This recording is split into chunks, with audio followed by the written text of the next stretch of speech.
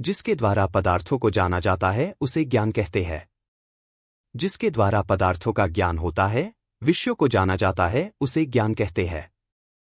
जो त्रिकाल रूप से समस्त द्रव्यों को, उसके गुणों को, पर्याय को जानता है, उसे ज्ञान कहते हैं। ज्ञान का स्वभाव ही है कि वह सब कुछ जाने। ऐसा जो ज्ञान है वह 5 प्रकार का है: मति, श्रुत, अवधि, मनःपर्यय और केवल ज्ञान। इन 5 ज्ञानों में प्रारंभ के 3 ज्ञान मिथ्या रूप में भी पाए जाते हैं, उन्हें कुज्ञान या श्रुत विभंग ज्ञान कहते हैं। यहाँ हम अवधि ज्ञान के बारे में जानेंगे, जो एक देश प्रत्यक्ष ज्ञान है। जो द्रव्य, क्षेत्र, काल और भाव की अपेक्षा अवधि अर्थात सीमा से युक्त अपने विषयभूत पदार्थ को जाने, उसे अवधि ज्ञान कहते हैं। सीमा से युक्त जानने के कारण परमागम में इसे सीमा ज्ञान कहा गया है। अवधिज्ञान अवधिज्ञानावरण के क्षयोपशम से मूर्तिक पदार्थ को जो एक देश प्रत्यक्ष द्वारा सविकल्प जानता है। सम्यक दृष्टि अवधिज्ञान के द्वारा और मिथ्या दृष्टि विभंग ज्ञान के द्वारा रूपी पदार्थों को जानता है। यह रूपी पदार्थों व उससे संबंध लिए संसारी जीवों को जानता है।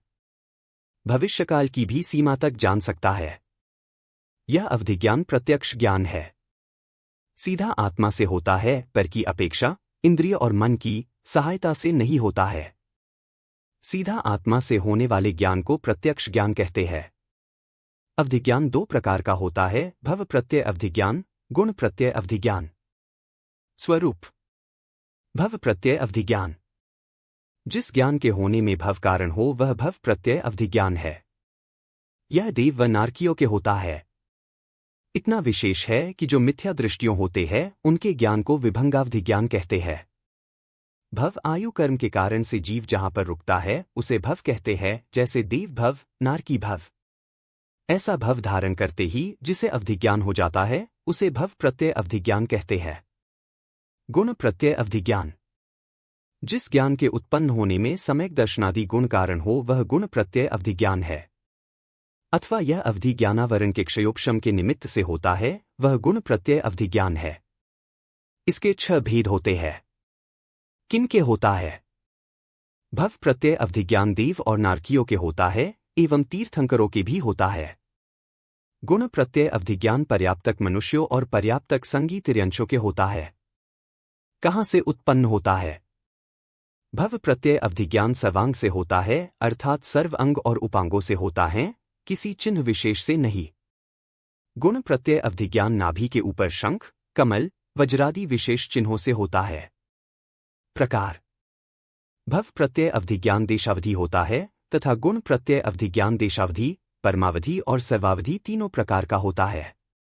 गुण प्रत्यय अवधिज्ञान के अंतर्गत परमावधि और सर्वावधि ज्ञान चरम शरीरी मुनिराजों के होता है, यह सर्वांग से होता है।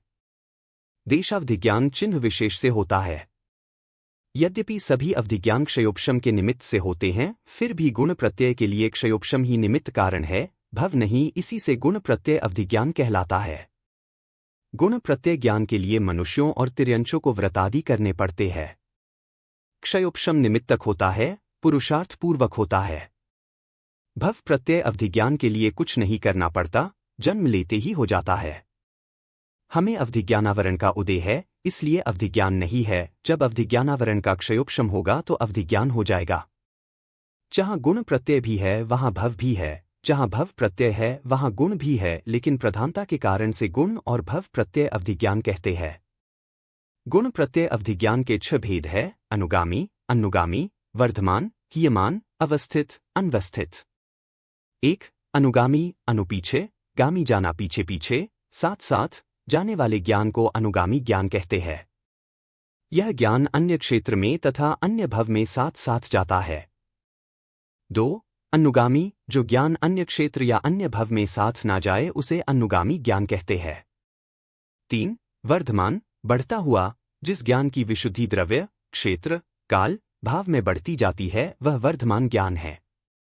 4. हीयमान, घटता हुआ, अवधिज्ञान प्रकट होने के बाद जिस ज्ञान की विशुद्धि घटती जाए उसे हीयमान कहते हैं।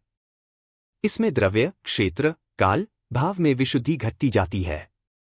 5. अवस्थित, न घटे ना बढ़े, जब अवधिज्ञान उत्पन्न होता है उस समय उसकी जितनी मर्यादा थी द्रव्य, क्षेत्र, काल, भाव की, अब आगे जाने पर भी वैसा ही बना रहता है, वह अवस्थित ज्ञान है।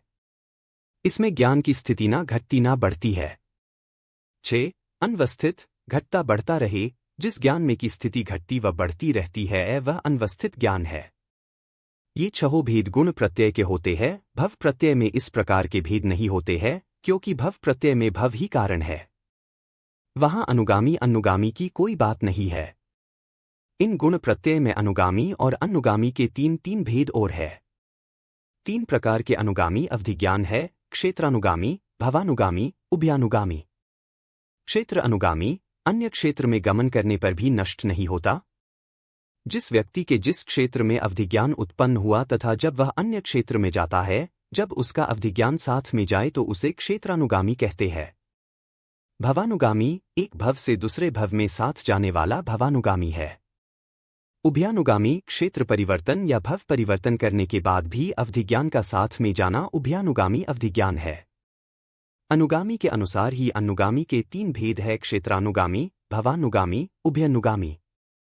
क्षेत्रानुगामी जो अवधिज्ञान अन्य क्षेत्र में साथ ना जाए लेकिन भव में जाए वह क्षेत्रानुगामी अवधिज्ञान है। भवानुगामी जो अन्य भव में साथ ना जाए लेकिन क्षेत्र बदलने पर नष्ट न हो वह भवानुगामी अवधिज्ञान है। उभयानुगामी जो अन्य भव और क्षेत्र दोनों बदलने पर साथ ना रहे वह उभयानुगामी अवधिज्ञान है। अवधिज्ञान के 3 भेद और भी होते हैं: देशावधि, परमावधि, सर्वावधि। भव प्रत्यय अवधिज्ञान देशावधि ज्ञान होता है। परमावधि, सर्वावधि ज्ञान नियम से गुण प्रत्यय ही होते हैं। ये गुण के कारण ही होते हैं। विशिष्ट चारित्र, संयम, तप आदि के कारण परमावधि, सर्वावधि होते हैं।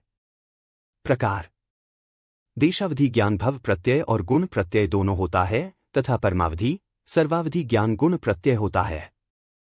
स्वामी: देशावधि ज्ञान जघन्य से संयमी, असंयमी मनुष्यों और तिर्यंचों के होता है। चारों गतियों के जीवों को होता है तथा उत्कृष्ट रूप से सकल संयमी मुनियों के होता है। परमावधि, सर्वावधि ज्ञान तद्भव मोक्षगामी, चरम शरीरी महाव्रती के होता है।